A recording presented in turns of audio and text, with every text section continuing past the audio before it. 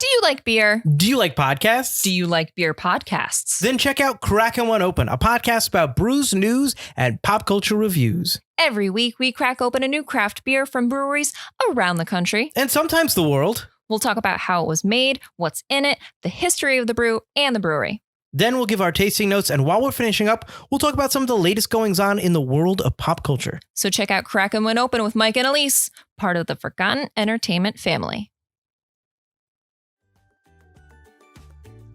Hey, Field Hang 10! Watch out for a new wave of episodes for Forgotten Cinema Season 9, Forgotten Summer. Ugh, really, Butler? A theme season? Let me guess, we're gonna talk about films that were released in the coveted summer months that for some reason seem to be forgotten by audiences. You know it, bro. What we liked about them or maybe didn't. But we'll always recommend people check them out. Maybe they'll find their own Forgotten Summer gem. So check out Forgotten Summer wherever you get your podcast, part of the Forgotten Entertainment family. Hold on, gotta catch this wave. We're sitting at desk in the recording booth.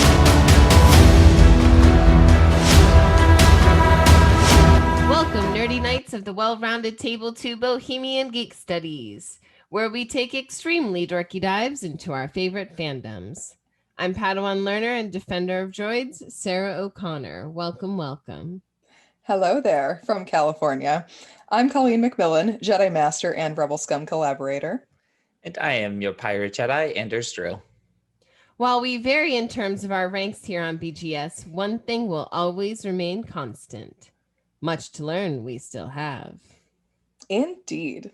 So this season on Bohemian Geek Studies, we are taking a detailed dorky dive into Star Wars Rebels. Today we're diving into Season 2, Episodes 16, 17, and 18, titled Homecoming, The Honorable Ones, and Shroud of Darkness. Scary. We have done our best to scramble our signal, and we will be avoiding spoilers, but I will throw in that adult content warning for the younglings. Mm-hmm. So without further ado, let's hop aboard the Ghost and punch it till the thaw to explore our holocrons of knowledge. Colleen, open up that first holocron for us. Excellent. We're going to go right into the Journal of the Wills. This is where we go over the plot, the episode synopsis, little summarizing. To kick off episode 16, Hera and Zeb are transferring cargo while being pursued by a Star Destroyer and TIE fighters. Unfortunately, Phoenix 2 is hit, attempting to dock with the fleet, but she is lost. Hera then follows the fleet into hyperspace and contacts Commander Sato to inform him of the grievous losses of their pilots and starfighters because they need somewhere safe to land. He suggests stealing an Imperial Quasar Fire class cruiser carrier. Looks really sweet. I love this. Yes, the thing looks cool. Looks really cool.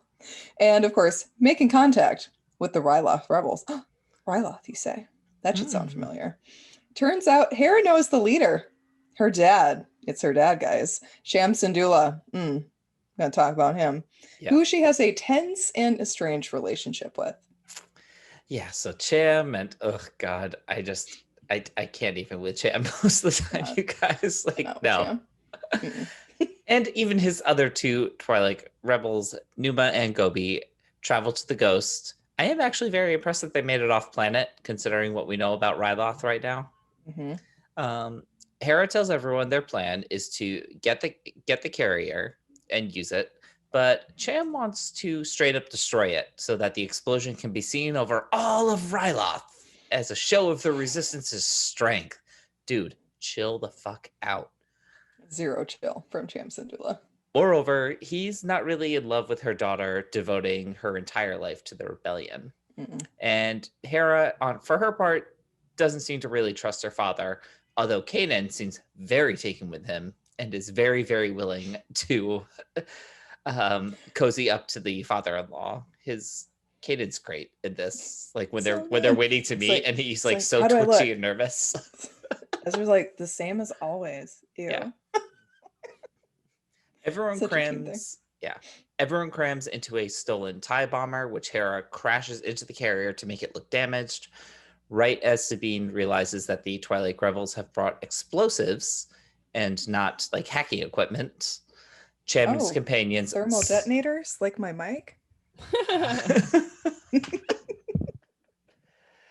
Cham and his companions stun the rebels and proceed with their original plan to blow up the carrier. Hera wakes up chained and Chopper frees her because, Cham was kind of a dick to Chopper and Chopper just was not there for it.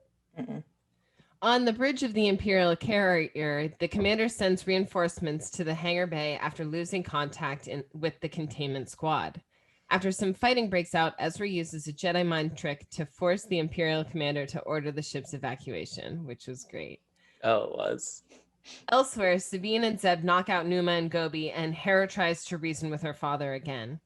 Finally, after a rousing speech by Hera about her father, everyone agrees to steal the ship. And a firefight breaks out again with the arrival of an Imperial cruiser.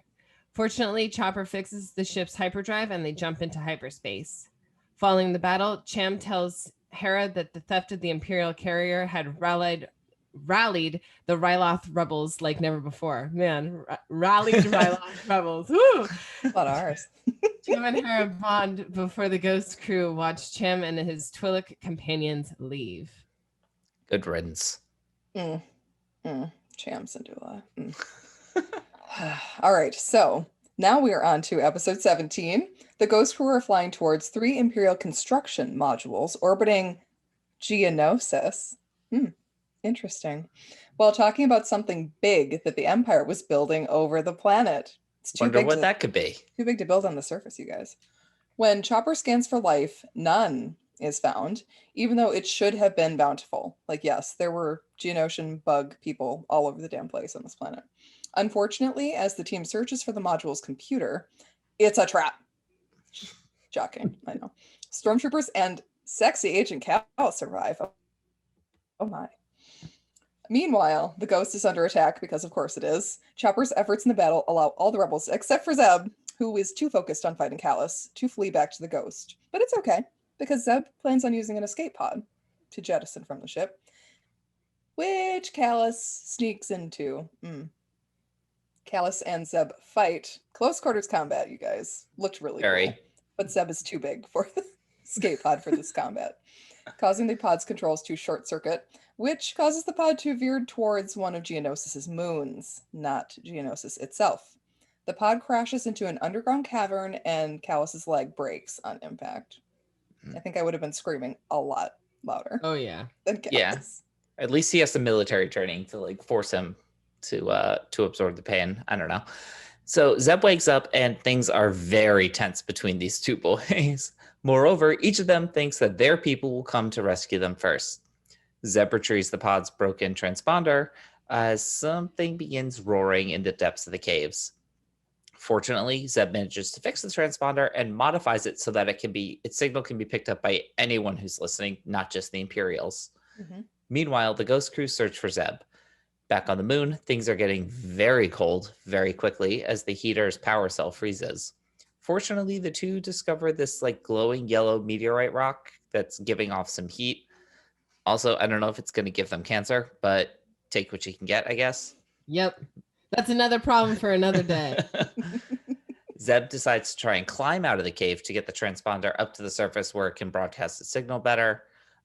He keeps falling. Zeb is just about to start another fight with Kallus until a Bonzami arrives and attacks. Eventually, the two manage to drive the beast back.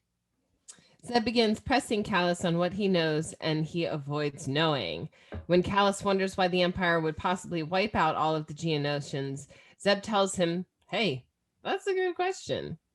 Kallus then tells Zeb how to climb out of the cave, and Zeb learns how Kallus received his bow rifle. A Lasat guardsman gave it to him before dying from their battle. We also learn how Kallus's unit was ambushed by a Lasat mercenary working for Saw Gerrera when Kallus was younger. Zeb tells Kallus that he can't judge all Lasats the same, to which Callan asks if this applies to Imperials. Zeb says it applies to all the Imperials he knows, and like things are like getting a little interesting. Zeb and Kallus begin climbing up the cave's pillars. The Bonzami returns with a friend, and a fight breaks out with Kallus deciding to spare and save Zeb's life. He helps Zeb out of the cave, and they head off to find shelter. The two bond more, and Zeb activates the transponder. Eventually, they fall asleep leaning on each other again. What? Before the Ghost arrives. Zeb offers Kallus to join them, but Kallus refuses. When he gets back home with the Empire, Callus places the meteorite Zeb gave him on a shelf, seemingly his one personal possession. That was such a huge contrast. Like their two homecomings. Like Zeb, Yep. everyone is just so happy to see Zeb, and the Imperials like barely noticed Callus was gone, if at all. Yeah, Constantine's just like, whatever. It just keeps walking. He's such a jerk. The meteorite is the only thing giving off heat in that cave, guys. Crackling lightning surrounding Kanan and Ezra, who are dueling the seventh sister and the fifth brother. Ezra and Kanan traveled to Ocelon, hoping it could be a place for a rebel base. The two escape when Ezra Force calls a Tibidi, little space manta ray, to their aid. Kanan fears that the threat of the Inquisitors will make it hard for the Jedi to help the rebellion establish a base, as they can be tracked. When they arrive back at the Ghost, Ezra finds Ahsoka in Kanan's cabin, watching a holo of Anakin Skywalker, explaining some lightsaber techniques. Ezra wonders what happened to him, but Ahsoka doesn't know for sure. Sure you don't, Ahsoka. Don't know for sure. When Kanan confides his fear that the Inquisitors will continue to threaten the rebellion, Ahsoka recounts how Anakin would turn to the wisdom of Jedi like Obi-Wan or Yoda. This gives Kanan the idea to return to the Jedi Temple on Lothal, where Kanan and Ezra once spoke to Yoda. I don't know. Wisdom, I don't know if that's what I would call it all the time, but I mean, I guess Obi-Wan, yes. for the most part. I mean, for the most part. Ahsoka was pretty cranky with Obi-Wan at the end. Ahsoka was cranky with everybody at the end. Mm-hmm, Rightfully so, don't get me wrong. Yeah, rightfully so. Especially Mace. Fucking Mace. All right, so the three of them travel back to Lothal. Ezra and Kanan open the temple. This time, a new entrance deeper down is what shows up. Once inside, Ezra, Kanan, and Ahsoka begin meditating. Another door opens, but just for Kanan. Inside, Kanan finds a dojo and the Sentinel, a Jedi Temple guard who claims that fighting is futile and Ezra will fall to the dark side of the Force. The two will duel over Ezra's fate. The Inquisitors arrive on Lothal and continue to track the three rebels. Ezra finds himself right in front of Yoda face to face because of his growing power, and Kanan and the Sentinel are continuing their duel.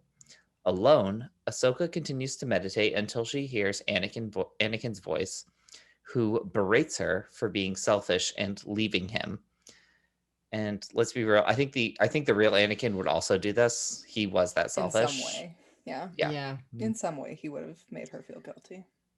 Then Vader arrives and Ahsoka ignites one of her lightsabers before screaming out, "No, she must now face the truth." Oh, this was terrible. It's so sad. I hadn't noticed the tear before that she was crying. She has to face the truth that she's, I think, deep down known for a little while. Anakin Skywalker has become Darth Vader. Whew. Well, back to Ezra, who is asking Yoda how to destroy Vader and the Inquisitors. Before the two can finish talking about when Yoda experienced fear, the chamber begins to shake. The enemy has found them. The two Inquisitors use the Force to lift the giant stone to reveal the entrance. Just as Kanan prepares himself for death at the Sentinel's hands, the Sentinel instead performs a knighting ceremony and removes his helmet to reveal the familiar face of the Grand Inquisitor. What? Kanan has, what? Wild. Literally, Wild. what? Kanan has just become a Knight of the Jedi Order, and the Sentinel orders Kanan to flee while he will delay the Inquisitors. Again, what?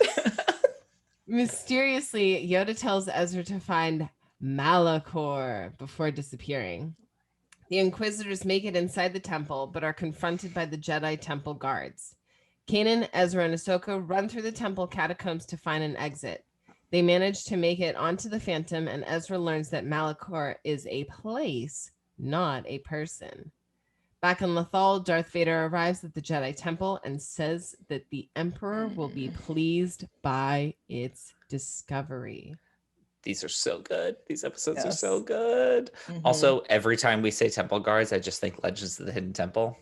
Yes. Yes. Well, let's not waste any time and move straight on to that second holocron, The Will of the Force, where we'll be exploring the theme or themes of today's episodes. And to start things off with episode 16, I mean, it just smacks you in the face, growing past your parents.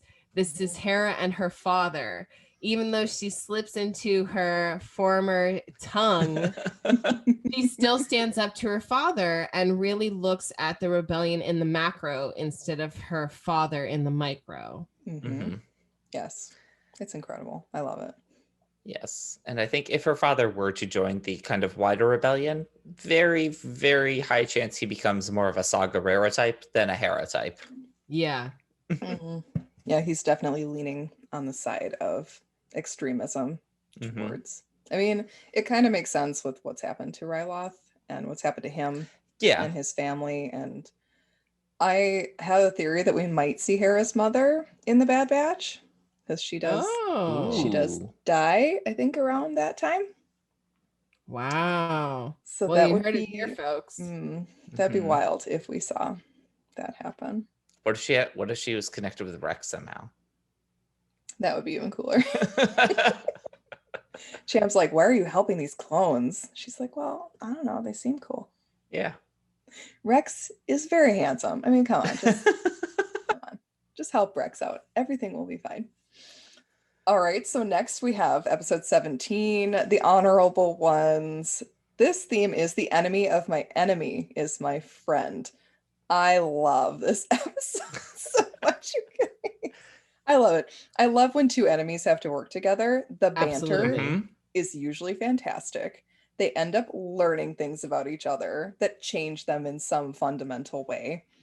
Love it. 10 out of 10. Would watch 1 million times over again. Absolutely. And then moving into episode 18, we have the idea of divergent paths and choosing the right path. Now, in this episode, all three of the light side users must choose their ultimate path forward that is set almost quite literally by the temple itself. They have to face their fears and ultimately come through that by overcoming and choosing usually the harder yet more just path forward. Good old Harry Potter. Right. Good old Harry Potter. And then I also wanted to bring up episode 718. It's not really a full series long theme, but they do both have this idea of willful ignorance. So Callus is finally directly faced by Zeb with what he actually chooses not to ask questions about. Nice little callback to Sabine there about how the Empire doesn't like you asking questions. In order so that he can get some sleep at night, because he knows that if he had the full knowledge of what was there, he wouldn't be able to live with himself. Right. And Ahsoka is forced to begin confronting what she's been probably in denial over. I don't know how much she knows about Vader at this point. We know that his full identity is still eluding her. But when she felt him back last season, and then here, she's finally overcoming that denial with what Anakin has become, and not taking any blame off of Anakin here, but any role that she thinks she might have played in allowing that to happen. Right. Which is, it's so devastating to see her like this. And the Temple knew just how to get to her. Like, 100%. Well done, Temple, and Yoda probably. I'm guessing Yoda had a hand in all of these tests that he's putting them through. I don't think Ezra passed. Well, speaking of which, how we choose to fight is another series theme. What do you think Yoda meant by this? I think he meant to fight like Kanan. Like Kanan said, I have to realize my limitations and that I can't be in control and have the power in every situation. And I think that's what Yoda wants Ezra to learn. But Ezra's, he's young and he's part of this huge battle. So yeah, of course he's going to say, we've chosen to fight. Yeah, but how you fight still matters. Like not going down like that Cham Syndulla route, being like, no, there is a way for us all to come out on top here. To do what Zeb did just last episode, to not just straight up murder Callus when he's down with a broken leg, to say, no, we don't kill prisoners. Right. You know. Frickin' So- Callus thinking Zeb would get a fair trial. Really? Did he ever actually? I don't think he ever actually says fair trial. He says at least you will get a trial. You'll get a trial. And Zeb even then is like, yeah, no, I won't. You're gonna gun me down the instant they catch me and drain me of all of my knowledge. Exactly. Like, come on, Callus, you know better than that. Mm-mm. Well, let's move on to the next holocron, that third one, where we talk about the galaxy's populace and explore the characters and relationships covered in today's episodes. And to start things off, we're looking at Cham Syndulla, Hera's father, who was a war hero during the Clone Wars, and he was never an easy person to get along with. He is an inspiring leader to his people, the Twi'leks of Ryloth, but his vision of freedom is short-sighted, only focused on Ryloth and not the galaxy. Yeah.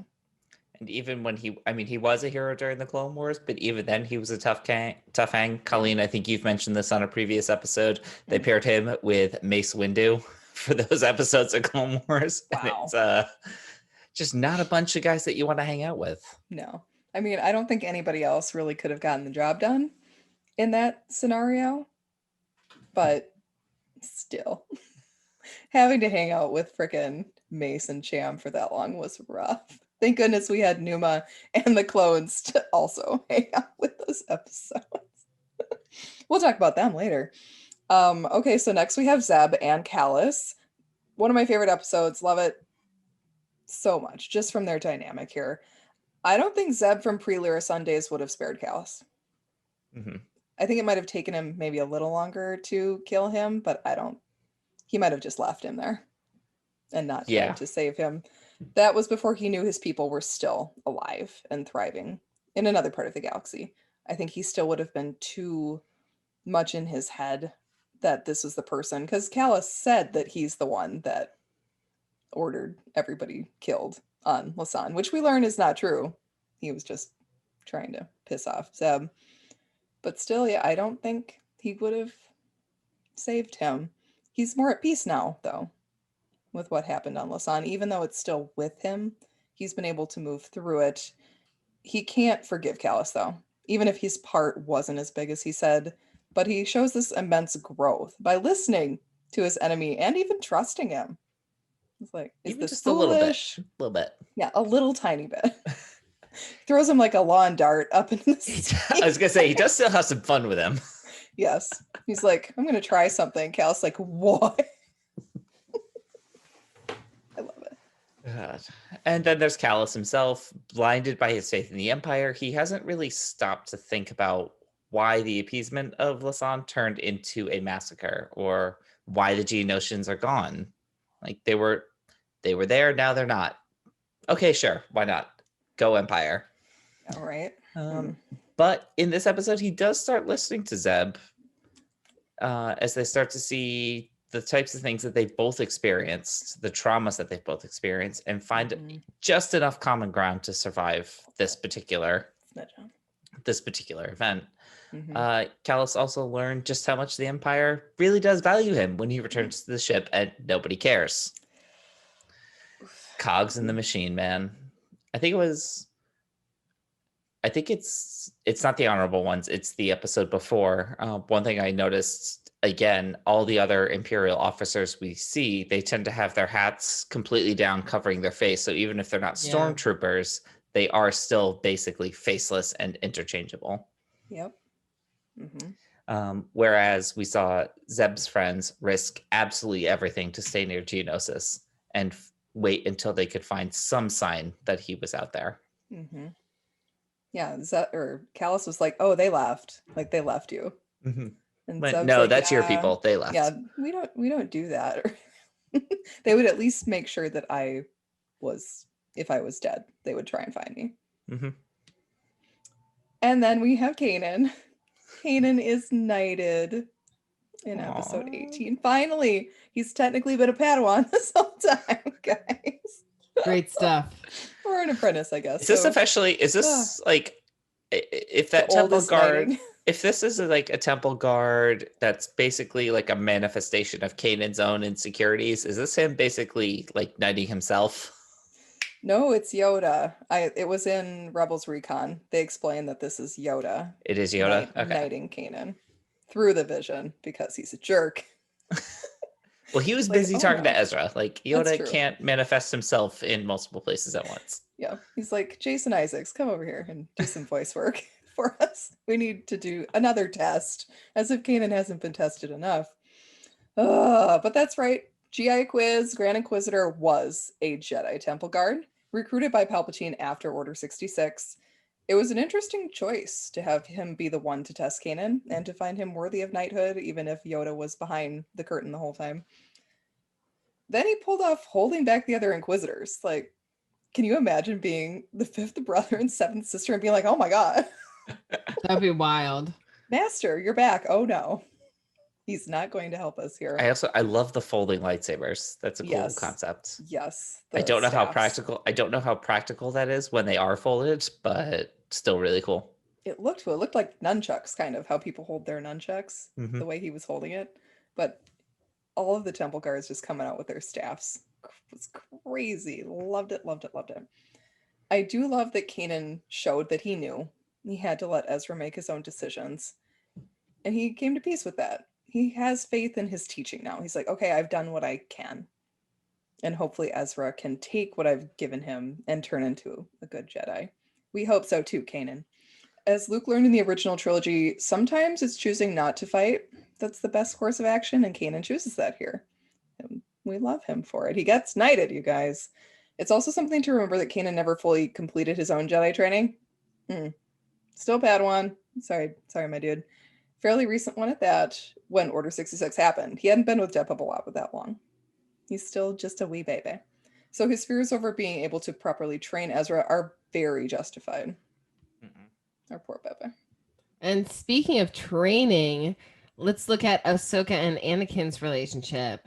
Ahsoka says that the last time she saw Anakin right before he went to rescue the Chancellor in Revenge of the Sith, and we eventually saw that in Clone Wars Season 7. In Shroud of Darkness, we got to see Ahsoka dealing with the guilt and grief of leaving the Jedi Order during the Clone Wars. She still sees him as this bright, shining star, but lurking in the back of her mind is that Vader is most likely her old master. Ahsoka also gets to see Yoda once more, which must have been startling and cleansing. He didn't behave well during her trial in the Clone Wars, yet she seems to have forgiven him. She's come a long way. She has. She's grown up so much.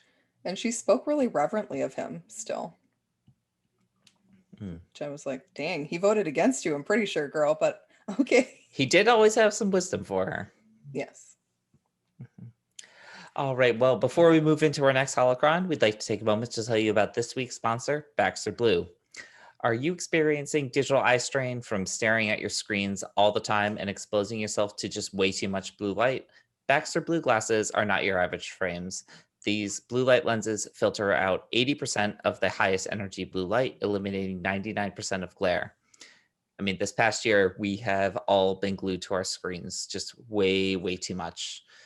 Pretty soon into the pandemic, I was getting headaches from just staring at my screens all day, every day, from laptop to phone to TV, and then just doing it all again the next day.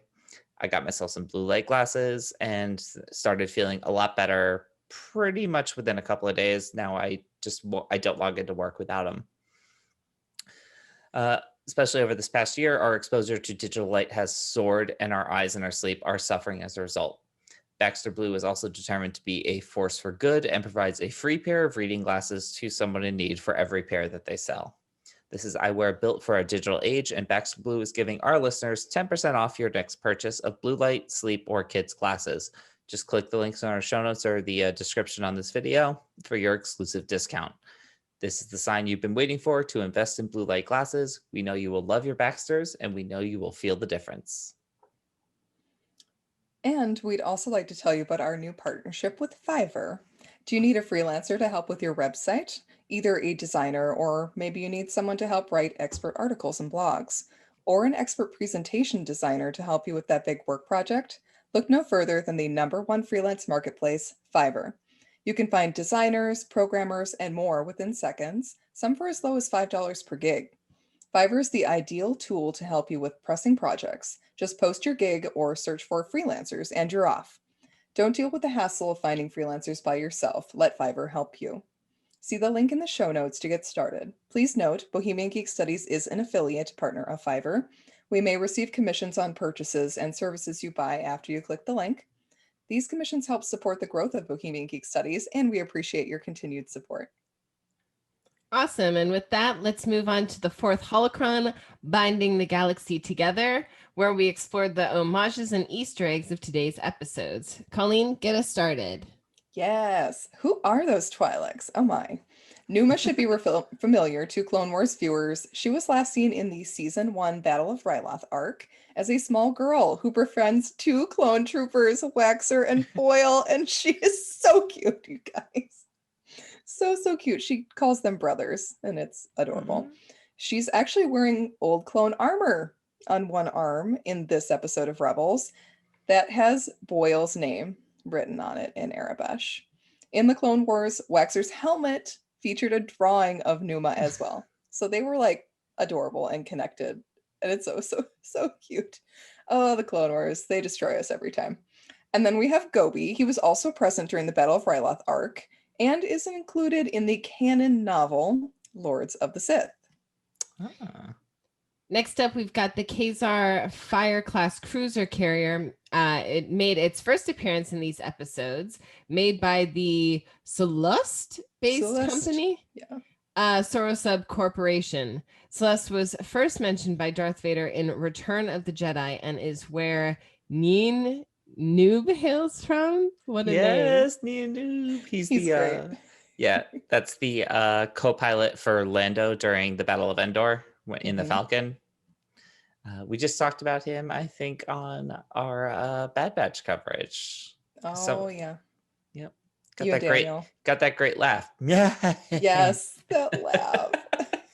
When they finally like win and he's like, it's like, I love it. The Celestians are interesting people. They are very interesting.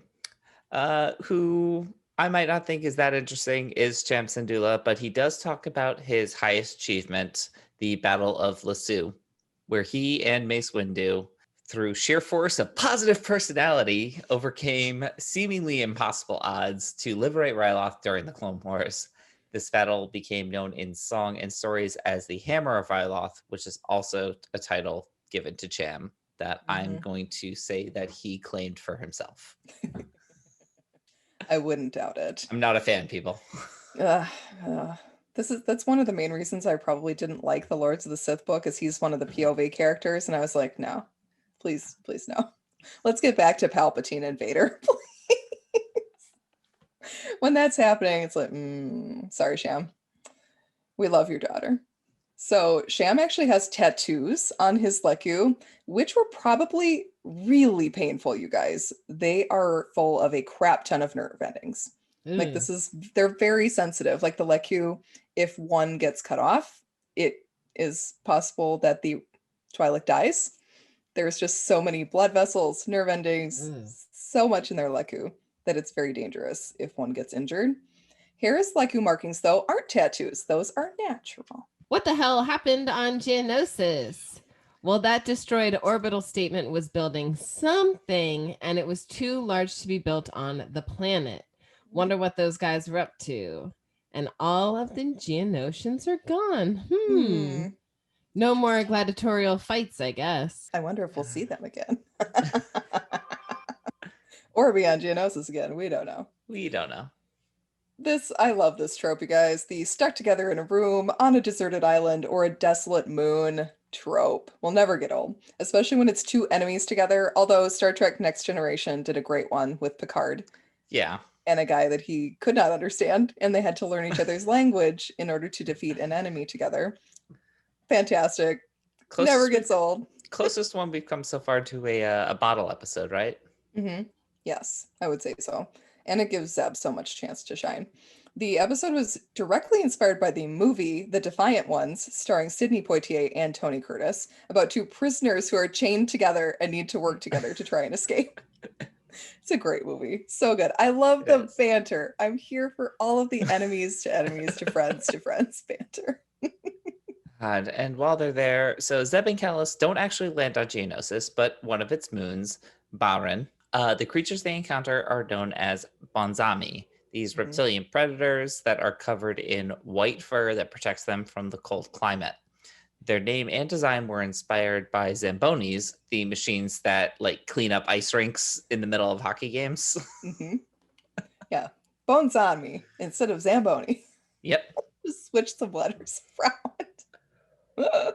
I love the naming concepts for some of the creatures on Star Absolutely. Wars. Fantastic. Oh, it's creatures. What about characters? Let's talk about Sifo-Dyas. Oh, that was a great typo, guys. I'm glad they did that. Sifo-Dyas is much more interesting to have a kind of Jedi that went off the deep end than to have it once again be Palpatine. Like, I'm just glad that they decided to keep that typo.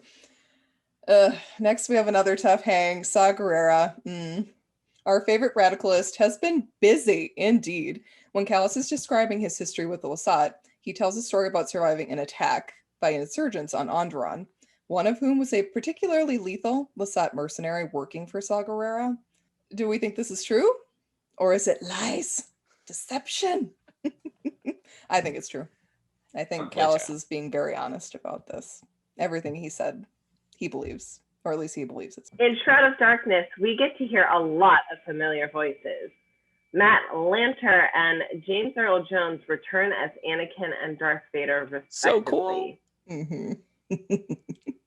Jason Isaacs is back as the Grand Inquisitor, the Jedi edition.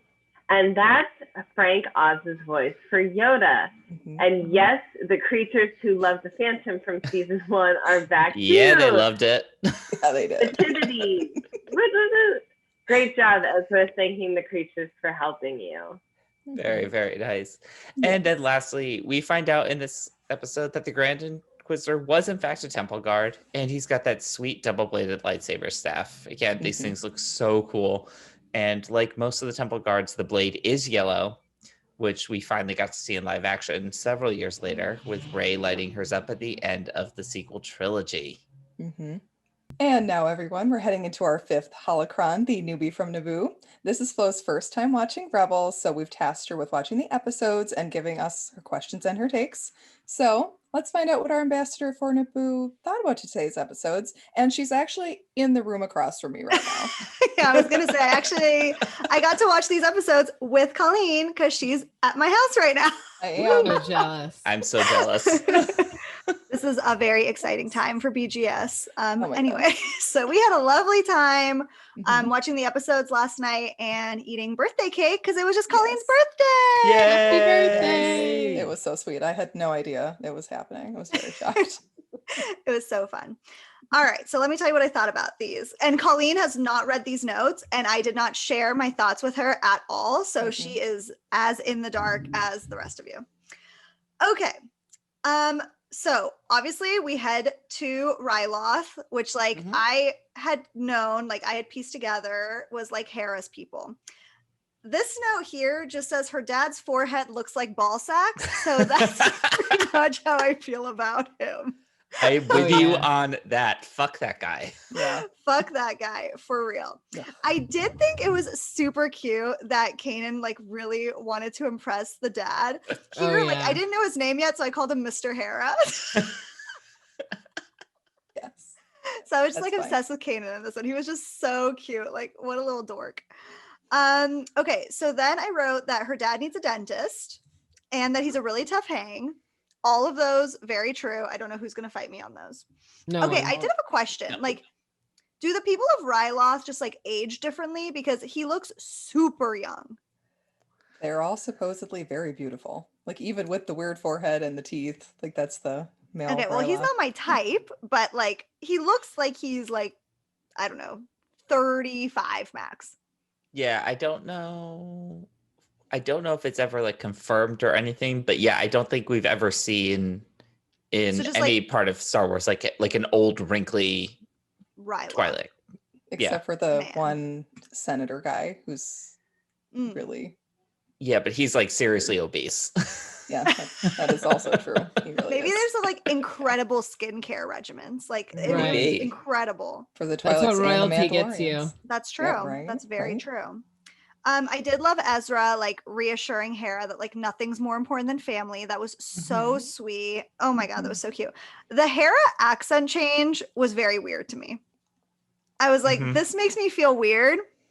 And I don't know what just happened, and I don't like it. Like, I understand why they did it, but it made me feel like they didn't give me enough backstory on it, that I felt like they didn't get the right voice actor for one section. I can agree with you on that. It threw me through a little bit of a loop. Very jarring. I'd forgotten that they did that, and on this It's rewatch, very weird. It sounded like really bad fake French accent. Yes. And I was just Like- like, this is offensive to my people. So Well, it's go funny die. because the Free Ryloth movement is based on French resistance during World War II. Oh, well, there you go. if you Nice, are nice, interested nice in work. if you are interested in watching like scenes where they do that very well, actually check out The Expanse and some of Okay. the stuff with Naomi Nagata and her All like slipping right. into the accent of a belter. Hmm. Interesting. Okay. I was not into Cham, whatever his name is, Cham, Cham. Cham, whatever. Coming for Chopper, I was like, you better not, my dude. Yes, I Like- had that note too. Get the hell away from Chopper. Do not say a word about him. I liked it when she stood up to him. Kanan at some points was just like being way too much of a suck up, and I was like done with him. Trying to impress the dad. Trying to decide how much I can actually swear on the podcast, because I was very sweary in my notes this week. And I just wrote, Cham, you ultimate C word. That was the part where he shot at them. I was really not into that. Mhm. Especially because like I didn't realize they were set to stun or whatever. And I was just like, they just shot everybody. Like, what just happened? Yeah. So that was crazy. Mhm. Every time that Numa came on the screen, I just thought of Numa that like ozone That song. amazing was dance craze. amazing music. Okay, I loved Kanan force propulsing Ezra through the like doors. Yeah. That was crazy cool. Love Mhm. that. I loved Ezra's Jedi mind trick. Ridiculous, so cute. Love him. This is the Um, captain. Yeah, and he was like so colloquial. It's like, how did nobody pick up on this? They're all like, bye. Yeah, that was so funny. And then this note just says, and this is my last note for this episode, just says Kanan is super hot in this one. Damn, all caps underlined. I don't know why he was so hot in this one. I was really, really into him. Just Anyway, trying to so- be a good boyfriend. I know Yeah. I think just like the sweetness of it and like him having to like meet the in-laws kind of was just like really endearing in a way that like we Yeah. haven't seen Kanan. Mhm. And it Or was just Star really Wars. great. Or Star Wars, yeah. I mean, except True. for apparently that deleted scene I still haven't watched where Anakin meets Padme's parents. How could you, Colleen? How You did have to. you not You're there. watch Rectify it? this. Well, We're watching it tonight. Yeah, we can Oh, watch it. You know tonight. what, Colleen? Let's just watch all of Attack of the Clones tonight just to be sure. Double feature. Attack of the Clones solo. We're good. I can act it out as a pantomime if you'd like. I can't wait. Evan and I'll be like, It'll be great. It's gonna be fabulous. Okay, let's move to episode 17, the honorable ones. First, I was super excited because they were like Geonosis, and I'm like, Geonosis? Okay, I let's saw your go." face. I was like, Oh my "Fuck." god, I was so excited about Geonosis because obviously the arena scene on Geonosis is my favorite scene of all of Star Wars. So I was like super here for it. Held. I love how Zeb called that it was a trap. I'm turning my note page because I took a lot of notes. Okay. We all know that I think that Agent Callus is super hot. Obviously. We know But you're this. conflicted about this. He is hot. This episode, he was the toughest hang I've ever seen in my whole life. Also, I wrote, why does his helmet look like a pasta strainer? Like, what is that? Like, what? Who came up with that design? I don't know. I was super, super nervous about Zeb and Callus together for so long. So, like, the entire Yeah. time I was just like, oh God, like, something horrible is going to happen here. It was horrible. The fight in the escape pod was redonkulous. Like, there's no space, and Zeb is humongous. So, that was crazy. I loved Ezra saying, don't be a sleemo. And I'm going to start calling people sleemos now. So I'm just letting you guys know. In text, I'll be Perfect. calling you sleemos. I have to say, like, while I respect his decision, I don't understand why Zeb wouldn't just kill Callus. This was like my big thing. It was just like, this doesn't make sense. Like, this guy has killed or like been involved in the killing of countless people, including your own people. Like, take him out, my dude. At what point? The whole time. The entire time. Yeah. The entire time. Like, I mean, especially like in the very beginning. It's just like, kill him now. Like, he literally keeps trying to kill you. He keeps trying to crawl to different weapons and kill you. Just Zeb's kill like, him. no, stop. I like, honestly, like, I am not into killing people, and like, I'm a pretty big pacifist, but like at some point it's just like, are you in a war or are you not?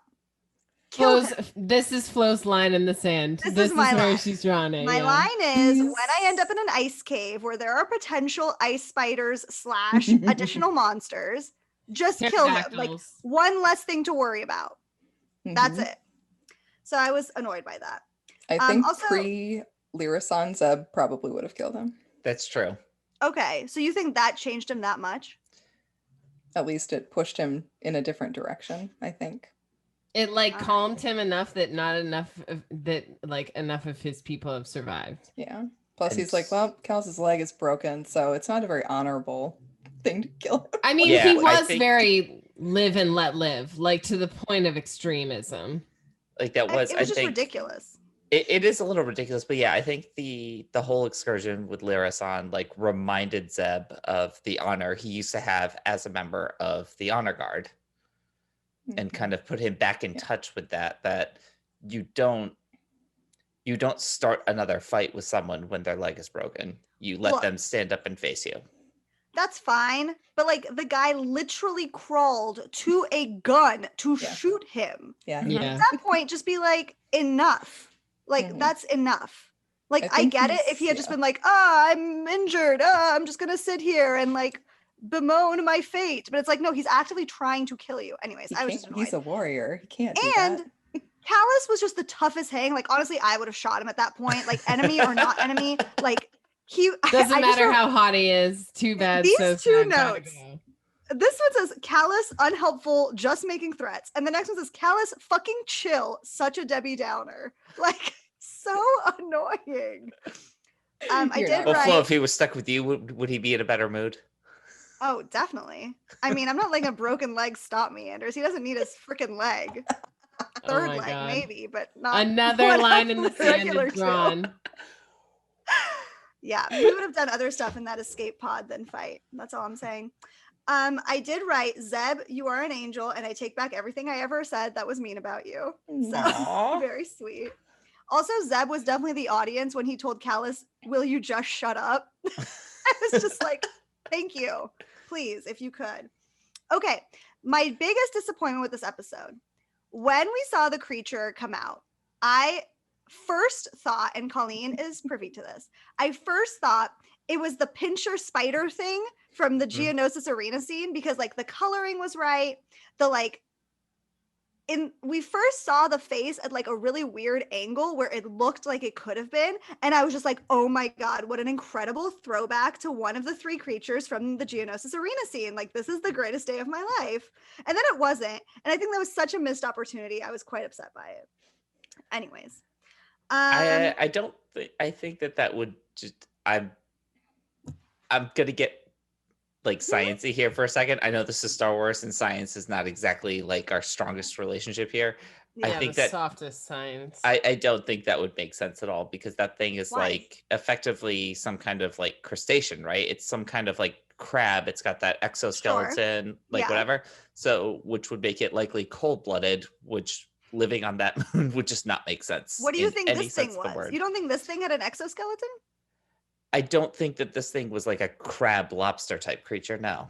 He's covered in fur, supposedly, according to Wikipedia. I'm sorry. Raise your hand if you saw fur on this thing. Elephants have fur. I can't remember. Downy there was fur. no fur. Elephants have fur. They do have fur. This guy looked like elephants a and rhino have fur. Dung beetle head. Yeah. Dung beetle head. No, he's like half reptile, half mammal. It's kind of like the Tauntauns, where it's like they got But their fur is like luxurious fur. Yeah, a Yes. tauntaun has fur. Mhm. No. Anders, shut up. It's Wikipedia. I can't help it. Y'all need to stop. Just let me have this. Let me have one nice thing in this fucking ice cave, please. It would have been fun to see that creature. It would have been great. It would have Like, been okay. Fine. Fijian Then Oceans fine. let it Okay, free. Anders, how about this? How about don't give me the spider one? Give me the weird cat one then, if you want to fight Ooh. about it. Sure, but then we can't climb out on it I like the weird What do you cat mean? one. Why can't I climb out on it? because it's too small. You don't know how small it is. Maybe that Are was you a kidding me? baby Do you one that remember- Padme jumped on. Nexus could have been big. That was a baby Fake one. Nexu. Could have been the Give bull me a creature. full-grown one. Could have been the bull guy. But There, then I let's don't think compromise he's with the bull rhino guy. All right, fine. I can deal with that. That's fine. I did feel sad for Callus. I'm going to the end of the episode now. When he like gets back to the Empire and they're like, I don't care So about what? you. And then like he goes back to his bunk and he just like sits on it. And it's just like, this is very sad. But I do Mhm. love how now he's got that like salt lamp looking meteorite thing. He's very Gen Z with his salt lamp. Yep. Great work, Callus. Love it. Okay. And then we get to the part where I can not believe that you guys did not give me one fucking clue of what I would be getting in episode 18. I could not even believe you guys. No, it's okay. No. Let's start at the beginning. First, we see Ezra and Kanan doing amazing partner stunts. They would be incredible cheerleaders. Like, they really just like vibe off each other. Mhm. Like, man, they would be great. Loved Kanan talking to the Inquisitor sister one and just goes, I don't go for crazy anymore. It's like, But you Kanan, know he did. But I you need to hear know he all did. the stories, my dude. I must hear all of them. Loved the space manta rays again. Mhm. And then, of course, we get the like little holocron thing, the like little hologram thing in Bluebee of the hottest man I've ever seen in my life, even in this Knew you'd animation. love it. Oh Knew my it. god. The hair was amazing. The face was amazing. Immediately the voice came on and I was just like, uh-huh. Yeah. Yeah, tell me more. It was so great to see Anakin again. I was just like so happy. Then we head back to the temple on Lothal. I was like, okay, first of all, we have to talk about Yoda. Mm. Like we must talk about Yoda. What? Please. What? Yeah. What? Mm. Did you see him? Yeah, One of it the was a only mess. things. I Yeah. want to confirm that this is the what you're talking about and not anything with like his A story ratchet or whatever. face. But oh my god. I feel like Ratchet. this is the Yoda that would happen if somebody made a cake of him on that Netflix show Nailed It and then melted it. Like what his It was nose? scary. It was I honestly, weird. I don't know what was the worst part. I think the nose was the worst part, but the teeth were really weird. The head's the wrong shape. It's Yeah. it's like too perfectly circular. It's Circular. so weird. It was weird. I couldn't. His It hair's was all like off. It's the previs Dollar Yoda. Tree Yoda. It was horrible. Mhm. Yeah. It would. You are it not would, alone. Okay, let's I'm just sure I'm pretend. not. Let's just pretend that it was Ezra's powers not fully developed, so he could like see Yoda, but like not completely entirely. Mm-hmm. Because before he Okay. couldn't see him at all. You know what I mean? That's what we can tell ourselves. So maybe he's like coming into focus. Right, but he's not Right. quite there yet. Right. I Right. would Like- rather go back to not being able to see him. He was even Agreed. like too Possible. tall. Yeah.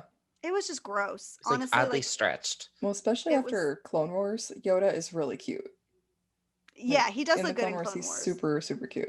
And then you get this, and you're like, they stretched him out and then somehow also squished him. I couldn't. I was very upset.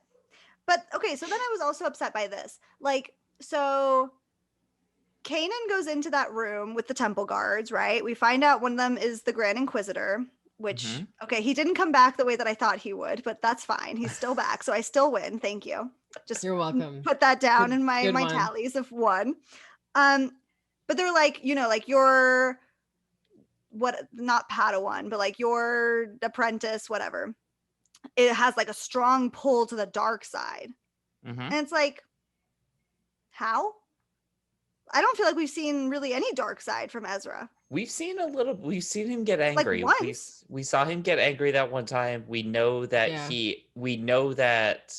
he has some very strong bonds already with the Ghost Crew. Like he started training very late, which track record's not so great on that. Now, part of that is due to the training itself, but I think they were trying to scare Kanan too.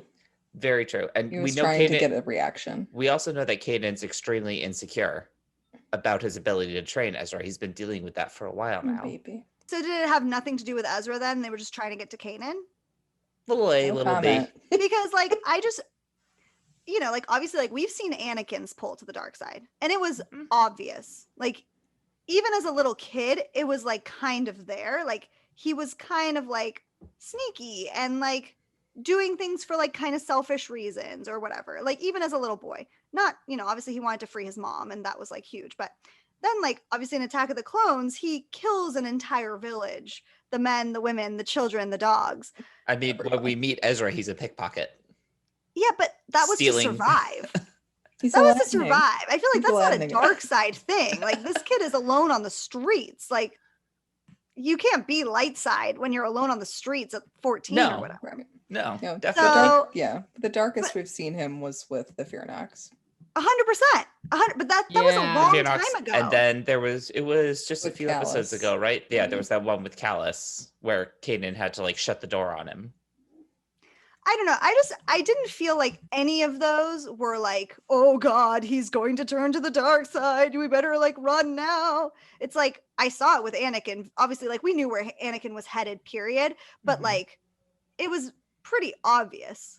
Like it was True. marked. It has thus far been very subtle. Yes. Very subtle. And so I was like, what are you talking about? Like, he's a sweet boy who's like, he just reassured Hera in like 2 episodes ago and like was like, Zeb, come on, buddy. Like, we missed you. Like, it's cold out here. I'm freezing my nuts off or whatever. And it's just like, this is the kid that you're worried about? Like, okay. It didn't track for me as much as I think they wanted it to.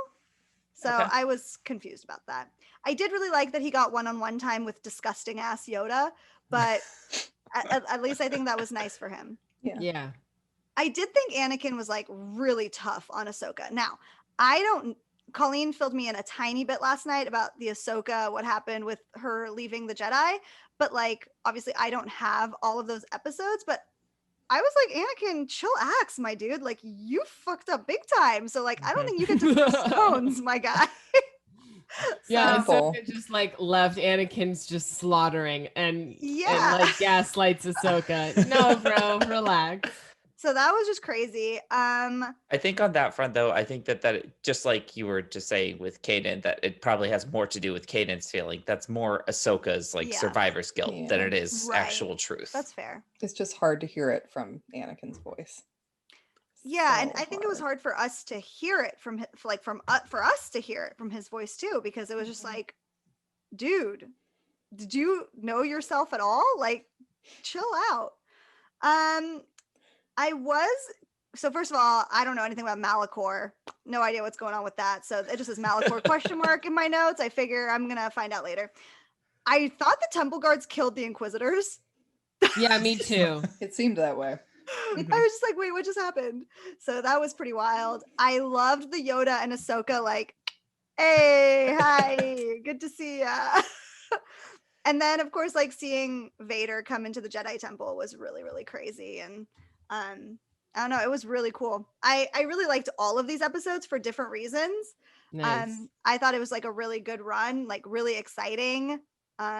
Yeah, loved it. 2 thumbs up. Colleen saw I was not on my phone. No. I was eating It ice was cream, plugged in but for like most of it. And you're like, I don't really need my phone. yeah, it was good. I took tons of notes and it was great. It was so fun to get to watch it with Colleen. That was really, really special. So yay. Oh, that's great. Well, now that we've got that under our belts, let's head on to our 6th holocron, Conjecture at the Cantina, where we ask our questions about the episode and explore some wider Star Wars lore together. Colleen, why don't you kick us off? Of course. So, what did Dave Filoni and crew have to say about these episodes? Well, Flo already brought it up, the question we all want answered. Why the heck did Hera start speaking in another accent when confronting her father? So, Story Group's Pablo Hidalgo said that when she left home, she left everything behind her and forged a new identity, which included working on her accent. She's more like newscaster appropriate accent now. You just can talk to anybody from anywhere. But when she's thrown together with her father, it brings her back to her childhood and she slips into her original Ryloth Twi'lek accent. I just feel like maybe there should have been a line in there where her dad was like, you even sound different, like you've given up your identity. That or would be good. whatever. Yeah. Like that, I feel like I just needed something because I was just like, was the voice actress sick on that day and they had to get a fill-in or? It's very jarring. Mm-hmm. I agree. She did a good job. I mean, that's definitely the Twi'lek accent, but to just like randomly, I think she slipped into it pretty well too, listening to it, but without any sort of context. You're kind of like, what? Yeah. Right. Like, okay. Yeah. All right. On my side, I wanted to take a minute to actually talk about the Jedi Temple. I have been really intrigued by these things. I think it was the last full rewatch I did of Rebels, and I've been really interested in this temple and what I think it kind of symbolizes about the Jedi themselves, their connection with the Force and the light side. So this is the second time we've visited this temple on the Thal, and so let's just take a minute to talk about it. Starting with how you actually get inside. It does take a master and apprentice working in harmony with each other. They have to be working together to get it to open. So kind of symbolizing that relationship. And you're also kind of asking it to open, right? Kanan has that whole new question, new door. So you're putting your faith in the Force that it's going to show you the proper path. And you are also letting the Force do the work, as opposed to later when the Inquisitors actually like force it open, it actually like causes the entire thing to collapse. Yeah. In one of my favorite Legends series, it's the young adult, even probably younger adult, Galaxy of Fear. It's a short series that I read in middle school. There's a young Force sensitive girl who's learning to use her powers for the first time. And she mentions in all of her research that it's not so much a matter of making the Force do something, it's a matter of letting the Force do something. And that is absolutely how you kind of get into this temple. And even when you're inside, Kanan, Ezra, and Ahsoka have to just straight up put their trust in the Force that each one of them will be shown the right path to take. And the way this temple is constructed, it's using an existing structure. It seems to be taking advantage of kind of the natural formations and tunnels on the planet and the cave system itself, to kind of double down and solidify this connection in the natural Force that Lothal seems to have. We've seen it with the Lothcats kind of as well, their natural inclination to kind of trust Ezra. And then lastly, what the temple is supposedly for. This temple offers knowledge. That's why they're going. They're going there to ask questions. They're going there for what they hope is concrete intel. But ultimately, the answers that they get are these kind of deeper truths about themselves. Here, all three of the light side users have to face some pretty deep truths about themselves, right? Kanan has to deal with his very hard insecurities about Ezra. Ahsoka has to deal with her guilt over Anakin and her somewhat willful ignorance about who Darth Vader is. And Ezra has to kind of start to reconcile these two halves of himself, the budding Jedi and the budding soldier who wants to fight, who wants to protect people without slipping into that desire for vengeance that ultimately is what caused Anakin's downfall. I mean, mostly Ezra has to deal with that Muppet that we saw. That wasn't even a Muppet. No, that's not even a Muppet. It was like a decomposing pumpkin on a stick. That's what it was. It was real bad, guys. It's just Tell me I'm lying. No, you're not. You're not lying. Well, I have a question related to the Jedi Temple. Do you think that Ahsoka really couldn't have helped lift the rock on Lothal, or was she just doing what she normally does and defers when the topic of being a Jedi comes up? I think she wanted to let Kanan and Ezra do it, just because they're student and teacher. So She you didn't want think to she impose. could have lifted it I think she without could it have helped. breaking? Yeah, I think she could have helped. She's a Force user who's on at least the light side. I think she could have done it. Yeah, although I think it might come down to what she, at least in her mind, thinks of as like respecting the traditions Mm-hmm. or Right. whatnot. Like she might just be insecure. She might just not know if it will open for her because she's not fully open to the dogmatic teachings of the Jedi. Mm-hmm. Yep. Yeah. Well- Would Yoda well- have let her in? He certainly said goodbye to her on the way out. Yeah, he's like, hey. How's it going, girl? Well, my next question is, how was the Inquisitor a Jedi Temple guard? Like, what the deuce? Mm-hmm. So we do know, obviously, all the Inquisitors are Force sensitive. Mm-hmm. So it would, and obviously at this point, they are all straight up adults. So just based on timelines, the idea that one of them, at least one of them, used to be a Jedi could make sense, right? That they were somehow involved with the Jedi Order or knew that they were Force sensitive before it all. The story Read the Darth Vader, Dark Lord of the Sith comics for Inquisitor info. There's also that, and there's also some in the game Jedi Fallen Order, based on the story in that, where we have the second sister and several other Inquisitors, and they make mention of trying to capture Jedi post Order 66 and taking to the place where they make Inquisitors. Mm-hmm. Huh. So some of this kind of post Order 66 torturing them into using the dark side and kind of giving in and becoming Palpatine's servants. Mm-hmm. We also know during Dark Disciple, Quinlan Vos temporarily breaks bad and becomes a dark side user as kind of a servant of Dooku. Yeah, but the temple guards are like good guys, no? Most of them. Grand Inquisitor really wanted to get into the library, and Jocasta would not let him. That Ah, is the main freaking reason. Mm-hmm. I mean, we all want a good book. There's also He was actually there at Ahsoka's trial. Wow. Mm-hmm. I'm pretty sure, I can't remember what book it was in, but there's a line that always sticks out in my mind that either in Attack of the Clones or in Revenge of the Sith, the novel, I know every line of Attack of the Clones, so you could just tell the me. book. Oh, I defer. There's You'll probably like it. there's a narration line. I think it's in Revenge of the Sith or something, but there's a mention of like more and more Jedi have kind of left the Order after being disillusioned, similar to what we saw with Ahsoka. They didn't necessarily go through a sham trial, but Dooku was the 21st Jedi, right? 21, 22 The to Lost ever 21. the Lost 21 to ever actually like voluntarily lead the Order. And I think during the Clone Wars there were several more. Our dude Ponkrell. God. Ugh. Ponkrell. Ugh. One of the Zabrak guys left too. He was on the council originally, and he left with another Jedi, and they had that's another sad story. Yay. Read the comics. Everything is fine. Order 66. Yay. Well, that wraps up our conjecture at the cantina.